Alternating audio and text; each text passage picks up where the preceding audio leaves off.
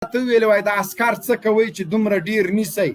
دې ته به ډوډۍ څنګه ورکوي مالدا ساتو د دوی یو شعار ده چې سر وهو سنګر به نیسو یا وطن او یا کفن بیا که چیرته مو له کوم هیواد سره جګړه شوله بیا به دوی پې ورخوشي کړو نو وطن ساتي که نه ځکه دوی خو د اسلام دپاره جګړه نه کوي نو عسکر جانه د مینې غېږې در وړې طالب جان له دغه مینې نه ځان مستفید که خپل بچی دی مستفید که خپل عزت دی خوندي که طالب پیغور نه در کوي طالب دا نه کوي چې دوکه در سره وکړي غداري در سره وکړي را دې ولې نن درته وایي چې ما په سبا دې کور ته در واوړي ودې وژني نه تاسو خو همداسې وکړل د باګرام له زندان او پلچرخي له زندان نه مو چې کوم طالب بندیان دی د تړون له مخې خوشې کړل د هغوی په کورونو مو چاپې ووهلې ډېر له هغه بندیانو نه زه پېژنم چې د بچیو په غېږ کې مو په شهادت ورسول بچي یې په غېږ کې او تاسو په شهادت ورسول اوه اته کاله په زندان کې د تاسو وحشانو درندګانو د عمراو له لاسه په زندان کې کله چې د یو تړون له مخې هغه زندانیان را خوشې شول کور ته لا نه ورسېدلی خپل بچی غېږې ته نه و نږدې کړی سینه مو په ګولۍ ورته سوری که نن هماغه طالب د همغه طالب ملګري د یو تړون له مخې د یو ترحم له مخې تا خوشي کوي خو غدر نه در سره کوي خیانت نه در سره کوي له شا وار نه در باندې کوي ته ډېر ورته وایې چې ومې نه ولې موږ د ویډیوګانې ګورو هغه دې نه ولي زه په طالب یقین لرم باور لرم چې و یې و ده او نه یې نه ده مه کوئ نور د طالب پسې ټوپک راخیستی دا ټوپک دې کېږده په طالب پسې د چې کوم لنچر راخیستی نور یې کېږده 20 کاله د طالب پې وژلی ده فایده یې درته نه ده کړې د هغه چا دپاره د چې جګړه کول هغه درنه لاړل امریکایان لاړل نور د بي 52 سوری نشته نور امریکایان نشته چې د طالبانو صفونه بمبار کړي د تا د ملاتړ په خاطر او کله ناکله خو به یې په تا باندې هم راکته کړله کله خو به یې تم داسې ښه بې خرته لکه مولۍ غوندې وژلې خو د تا پوښتنه چا نه ده کړې خیر دې په دې کې ده د ټول وطن او د ملت خیر په دې کې ده چې جګړه ونه شي بغیر له جګړې راشه اسلامي امارت غازیان او اتلانو سره یو ځای شه طالب په نړیوال سیاست کې درنه میدان ګټلی ده د تا مشران تش غله دلته پارک کې ناست دي 18 رقمه غوښه خوري او ته خیرن په پوستې کې پروت یې 2 میاشتې او 3 میاشتې محاصره یې دوی دلته ډمې ګډوي دوی عیش او عشرت کوي د شرابو بوتل او ټرې وهي ته په سنګر کې هغه د 10 روپو 400 ته ناست یې هغه هم خدا په څه رقم در رسېږي ته د 10 او د 20 روپو غالې له ملت نه غلا کوي هغوی په عربونو په میلیاردونو د تا له تنخوا نه غلا کوي تا ته د 8 میاشتو تنخوا د 10 میاشتو تنخوا نه درکوي محب له امریکا نه یوه ښځه امریکایي راوستې $18,000 خالي تنخوا ده مکافات او مجازات داسې ورسره یو ځای کې نو $1,00,000 ته رسېږي همداسې د محب یو ټامي او مساج سنټر یې چلوه هلته پکې نوکر او مزدور نن په تا امیر ده قسمونه کوي طالبه په والله بالله که راشه و سړی دا جنګ د قسمونو نه ده یو قرآن ږدي او بل رااخلې ولسمشر د هغسې شعرونه وایي یو مرمۍ د ټانګ راوخړوه او وا دې ورېده امرالله صالح دې وایي ما هوای اسلامي نام یې ښایم هغه یې بیا په دې چرتو لغت کې ده لاړه امریکا ته په وروستی امید باندې موبه تویې شولې امریکایانو لیفټ ورنه که د اوبرا کمپنۍ د موټرو کرایه هم تر اوسه پاتې ده ته په سنګر کې تنخوا نه لرې ولسمشر د $10,00,000 تنا د دواړو طرفو د تیارې مصارف او د اوبرا د موټر هغه خو یې لا کرایه پاتې ده ته دلته په سنګر کې پروت کچالونه در رسېږي سفارتونو کې د لاړ شه چې سفیران د څه حالت شروع کړی ده ډالري تنخواګانې 20,000 او 1,000 تنخوا ته په سنګر کې پروت یې وروره بله ورځ یو چا راته ویډیو ولېږله هغه زه تاسو سره شریکوم دوی موږ ته دال خواره وایي د دوی په پوستې کې 15 ټنه دال طالبانو غنیمت کړي دي دال اوس حیران دي طالبان چې اوس په دې څه وکړو دا خو د خوراک دیم نه نو هغه موږ خبر یو چې 800 ټنه دال د له پاکستان سره قرارداد کړی نو دال ته خورې او دال خور د ماته ویلې د خره غوښه ته خورې او مردار خور د ماته ویلې ولسمشر د ښځې پاکستان ته بیا یې غلامانې مونږ یو ډیورن په تا خرڅ کوو $70 میلیونه تا واخیسته وطن خرڅونکي مونږ یو که طالبان پنجابیان دي نو خو د ارګ دروازو ته در رسېده بیا خو ټیکري په سر کوي بنګړي واچوئ خدای مو غر که هغه داعیه مو والا که چندان داعیه وي محب د راجګیږي د پاکستان د کورنیو چارو وزیر هغه خبرې وای بالکل حقیقت دی ویلې حقیقت یې ځکه وویلې چې یو غلام ته یو هغه ده دواړه د امریکې بغیر اجازې ټرت نشئ کولی مونږ ته خو د تاسو ترمنځ توپیر نشته پټ پټ ملاقاتونه ورسره کوئ هر څه مو تباه او برباد کړه دا چې خپلې لاسته راوړنې په لوی لاس بل چا ته حواله کوې دا خو د تا بې غیرتي ده د دې انقلاب سالار هم طالب ده او ګټونکی هم طالب ده دغه د جګړې ټورنمنټ چې امریکایانو دلته جوړ کړی و 52 هیوادونو په اصطلاح ټیمونو پکې برخه اخیستې وه د دغه ټورنمنټ ورلډ کپ د جګړې طالب جان درنه ګټلی ده پوه شولې که نه شولې پوه انډرسټینډ نو خدای ته وګورئ لږ په سړیتوب باندې پوه شئ د بیان د ازادۍ مدافعین لګیا دي زمونږ آواز بندوي زمونږ ایډیانې بندوي او د بیان د ازادۍ دښمن بیا طالب ده دا د بیان ازادي ده چې د ما خبرې نشي زغملی زه خو د اردو عسکر ته ورور وایم مینه ورکوم زړه ورکوم محبت ورکوم الفت ورکوم چې نور د افغانو وینه توی نشي په مرګ خفه کېږم دښمن مې د په تندي ښکلومه تا څه کړي دي ته خو شهیدان په موټرو پسې کشوې د حقوق بشر مدافع هم ځان ته وایه نړیوال قوانین هم په ما باندې د بي 52 په زور پلي کوې دغه خونړۍ جمهوریت او دغه خونړۍ دیموکراسۍ په خاطر دی 20 کاله زما هیوادوالم په شهادت ورسول بیا هم پړم زه یم مړم زه یم عجیبه قضاوت ده وای که چا تله د انصاف په لاس کې درکړه او خپل خر او د بلاس به برابر کې د انصاف تله خو د تا په لاس کې وه چې زه د وحشتګر او دهشتګر بللم په مدرسو په مکتبونو د بمبار کوه کلینیکونه د بمبار کړل معصوم ماشومان د شهادت ورسول اخر هم ټاپه وه د تروریست پیودې لګوله اته کلن ماشوم د پاکستان جنرال او کرنیل تېنه جوړ که انصاف او عدالت خو د دا و چې د څارویو په میلې باندې د توغندیو بریدونه وکړه د څارویو د انسانانو غوښې د سره ګډ کړلې دغه ضمیر فروشه خبریالانو په یو راپور قدرې جوړ نه که داسې حالت چې څارویو د انسان په وینه تنده ماتوله مګر هم تاسو په راپور جوړ نه که په مدرسو مو ګلالي طالبان مو شهیدان کړه سپین جامې مو ورته په وینو سره کړه د دیوال د مدرسې دیوالونه او قرآن کریمونه مو د دوی په وینو ولمبول لیکن زړونه مو یخ نه شول نن هماغه قاتلان طالبان معاف کوي دا د طالب اتلولي ده دا د طالب میړانه ده دا د طالب غیرت او شهامت ده چې ښې په دښمن زور بار ده خو بیا هم د مینې غېږه ورکوي تاسو د خپلو عسکرو ته کوم مورال وس د طالب په خلاف ورکوئ عسکر جانه تا ته خو یې ویلې چې طالب دې وژني طالب پول او پلچک ورانوي خبر شوم چې په تخار کې په رستاق ولسوالۍ کې د کابل ګوډاګۍ ادارې چارواکو پلونو ته بمونه ایښي چې طالبان راپسې رانه شي که همدغه کار طالب کړی وای نن به ملان او تان ټولې نړۍ نیولی نن هم د ازادۍ راډیو خبریال راته وایي هو تاسو اناردرې ولسوالۍ بمبار کړله ما د قندوز د مدرسې پوښتنه ترې وکړه که ته یو ازاد او رښتینی ژورنالست وې حقیقت ووایه چې هلته څوک په شهادت رسېدلي وو هغه حقیقت 10 کاله وروسته مو نه ویلی وایي اناردره په دې خلاصه کړم زه د اناردرې د پیښې ملاتړ نه یم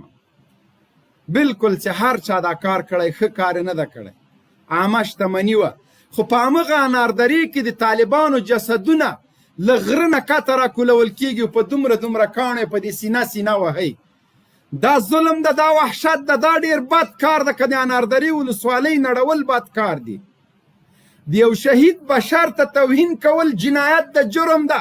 که د ولسوالۍ ودانۍ نړول هغه خو به طالبان بیرته درته جوړ کړي دغه بهانه به د خلاص سي لیکن هغه زما د شهیدانو په وجود د چې اور بل کړی دی هغه به څه وکړي نو خبرې ډېرې دي چې تر سهار هم درته عسکره ووایم نه خلاصېږي راځه خیر دې په دې کې ده کامیابي دې په دې کې ده چې له خپلو ورونو سره هغه چا سره چې امریکایانو ګونډه کړل له دوی سره یو ځای شه که نور هیڅ نشي کولی 20 کاله د اشغال په په چوپړ کې پروت وې، اوس راشه دغه میړانه وکړه، دغه اتلولي خپله کړه چې د طالب له دښمنۍ نه لاس واخله. تازه خبر دا دی الحمدلله چې دا نن ورځ خطا نور چې و خطا نور دا تللی و یو څه فلمي عکسونه یې اخیستي دي په کلدار ولسوالۍ کې، او هماغه ولسوالي الحمدلله اوس فتح شوه. هماغه ولسوالي فتح شوه. الله اکبر الله اکبر. کلدار ولسوالي الحمدلله فتح شوه.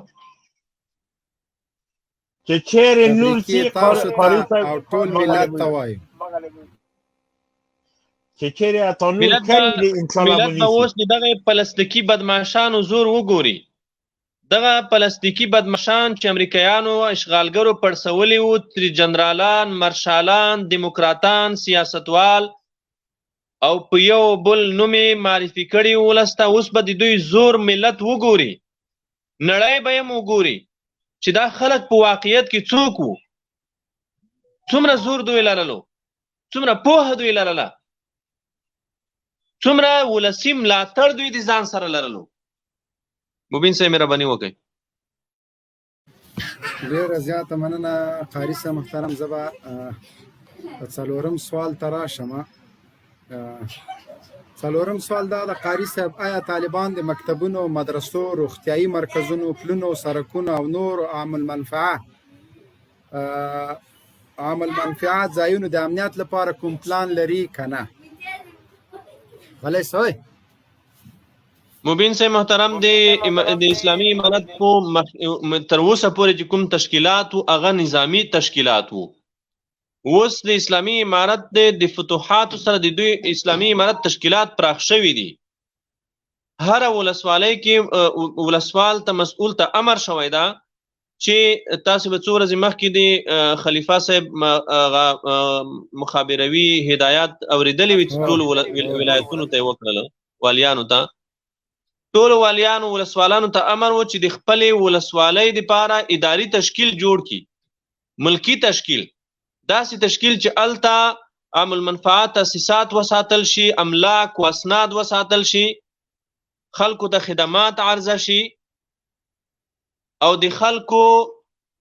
ضرورتونه پوره کړل شي. همداسې ملي عام المنفعات شتمنۍ، تاسیسات، مدارس، مکاتب،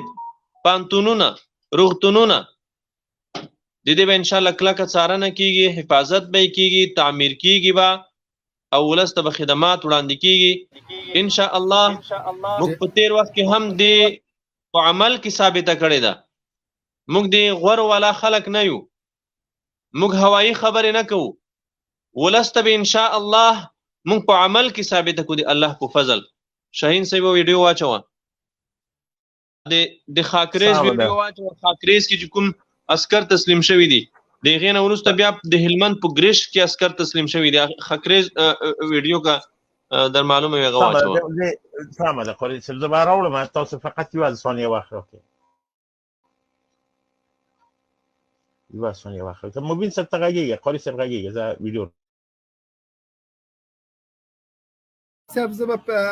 پنځم سوالم تقریبا تاسو جواب که خو د دې په خاطر چې د ساحل سوال تاسو ته ورسېږي، آیا اسلامي امارت تر خپل کنټرول لاندې سیمو کې د خلکو د ورځنیو لانجو او دعواو د حل او فصل لپاره کوم قضایي سیستم لري؟ مبین صاحب د خلکو د قضایاو د حل لپاره خو الحمدلله تر اوسه پورې هم ښه منظم سیستم فعال و. ټولو خلکو ته معلومه ده. خو دی خو که تاسو ته معلومه څو وارې دولتي رسنیو حتی راپورونه جوړ کړل چې خلک خپلې فیصلې طالبانو ته وړي، په دې خاطر چې طالبان فیصله هم زر کوي او هلته حقدار ته رسیږي. نو الحمدلله د اسلامي امارت د قضا سیستم هغه د ډېر د وخت نه فعال ده. د خلکو قضایا او مسائل حل کیږي په د شریعت د چوکاټ مطابق او هلته په ډېر شفاف ډول د خلکو مسائل حل کیږي الحمدلله. دا ډېر وخت نه دا شی روان ده او نور به هم په دې اړه چې د چا کوم شکایت و هغه به رفع کیږي، نور به هم انشاءالله دا کار ته پراختیا ورکول کیږي. ډېره زیاته مننه قاري صاحب.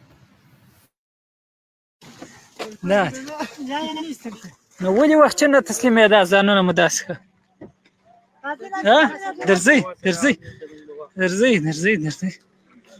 څوک هسته جتې شمار کوي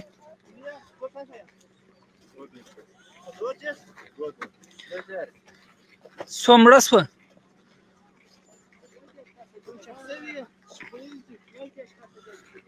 سید مړی مو څو وشوه ښه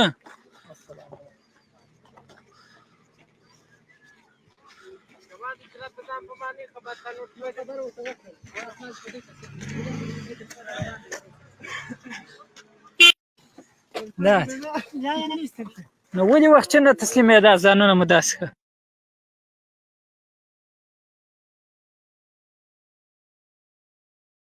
قاری صاحب تاسو غږی زه به بله ویډیو په دې کمنټ ورکړئ په دې ویډیو دا ویډیو کې ګوره هغه مجاهد ورته وایي چې تاسې نه تسلیمېدئ دوی په دغه جنګ کې 2 کسان وژل شوي دي نو هغه مجاهد ورته وایي چې دا ستاسې د خپل ځان سره مخپله وکول که چېرته له اوله تسلیم شوي هغه نور 2-3 ملګري به هم ستاسې نه وای ضایع شوي د دې وجې نه موږ افغان عسکرو ته وایو چې افغان عسکره خپل ژوند مه ضایع کوه خپله زندګي مه تباه کوه په خپلو اولادونو دې رحم وکړه په خپله تورسرۍ دې رحم وکړه او نور د مخالفت نه لاس واخله د هغې چا دپاره ځان مه قربانوه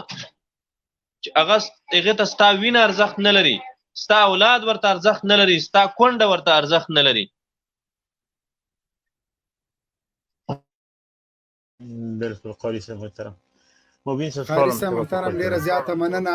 شپږم سوال او وروستۍ پوښتنه آیا طالبان په نظام اسلامي امارت کې به د افغانستان د هر مسلک او تخصص لرونکي شخص لپاره د کار او فعالیت اجازه وي که به یوازې د دیني زده کړو لرونکو طالبان په دولتي او غیر دولتي چارو ګمارل کیږي نه مبین صاحب دا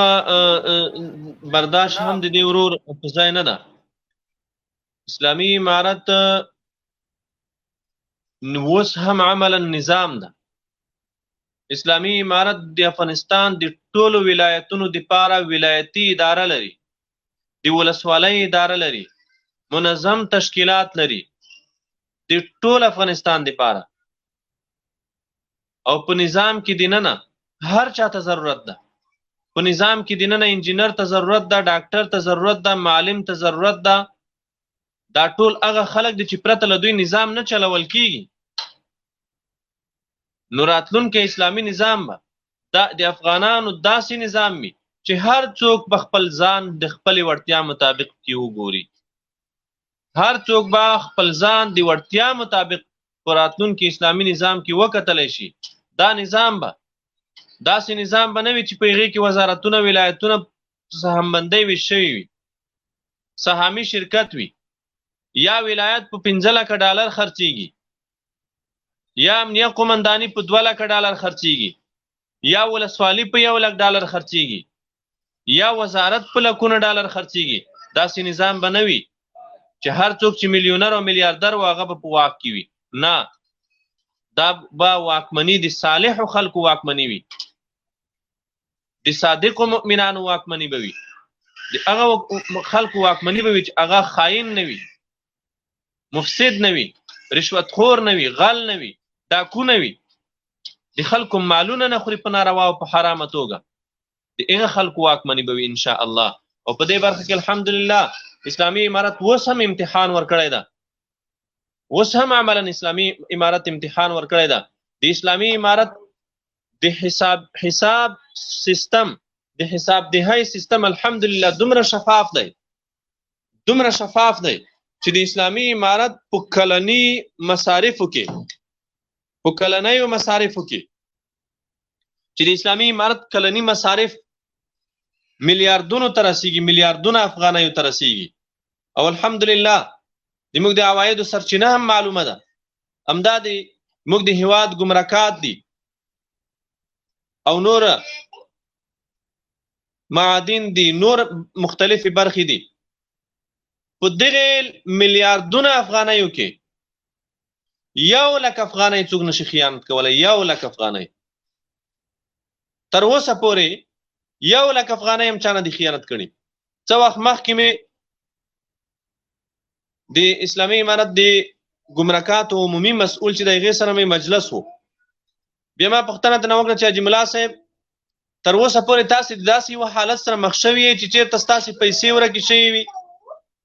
یا چا کوم مجاهد پیسې تښتولې وي؟ ده وخندل، وایي چې نه الحمدلله تر اوسه پورې موږ په دې دومره وخت کې د داسې حالت سره نه یو مخ شوي چې د موږ 1,00,000 افغانۍ هم ورکې شوي وي. 1,00,000 افغانۍ په میلیاردونه افغانیو کې 1,00,000 افغانۍ هم دې ورکې شوي وي. الحمدلله دا د اسلامي امارت د حساب د شفافیت کچه ده او اندازه ده. ډېره زیاته مننه قاري صاحب محترم. که تا خوښ اورېدونکي به راواخلو چې څه سوال لري. و مهرباني وکړئ مبین صاحب، یو دوه ویډیوګانې مهمې نورې هم دي هغه بیا وروسته واچوو. صحیح، بیخي صحیح ده. شاهین صاحب وګوره څوک راغلی چا نه پوښتنه کوي. د عثمان په نامه باندې مهرباني وکړئ. عثمان وروره سوال دې مطرح کړه. السلام علیکم ورحمت الله. وعلیکم السلام. زما आवाज درځي؟